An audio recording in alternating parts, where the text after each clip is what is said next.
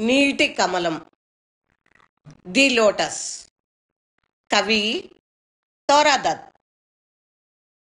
ప్రేమ దేవత పుష్పాది దేవత దగ్గరికి వచ్చి అడిగింది, ఒక పువ్వు అన్ని పువ్వులకి రాణి అనదగిన దానిని ఇవ్వగలవా అని. గులాబీకి, లిల్లీ పువ్వుకి ఈ స్థానం కోసం తగాదా ఉండనే ఉంది ఎన్నో సంవత్సరాలుగా. కవులందరూ రెండు పక్షాలైపోయి ఇద్దరిని నోరారా కీర్తిస్తూనే ఉన్నారు.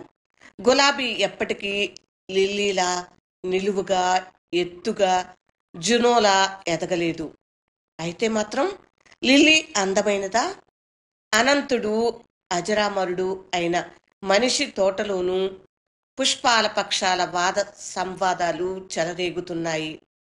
అయితే నాకొక పువ్వునివ్వు, గులాబీలా అందమైనది, లిల్లీలా రాజటీవీతో అలరించేది అయిన పువ్వు ఒకటి ఇవ్వు. దానికి ఏ రంగు అత్తాలి మరి? గులాబీ ఎరుపు కాదు, కాదు, లిల్లీ తెలుపు.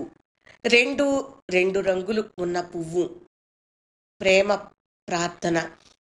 అప్పుడు అప్పుడు పుష్పదేవత సృష్టించి ఇచ్చింది కమలాన్ని, నీటి పుష్పాన్ని. గులాబీ, తెలుపు రంగులు మేళవించి రాజసం బుట్టిపడే అందమైన కమలం. నీటి కమలం, ది లోటస్. కవి తోరాదత్తు. కవిత విన్నారు కదా. ఈ కవిత మీకు నచ్చిందా ఫ్రెండ్స్?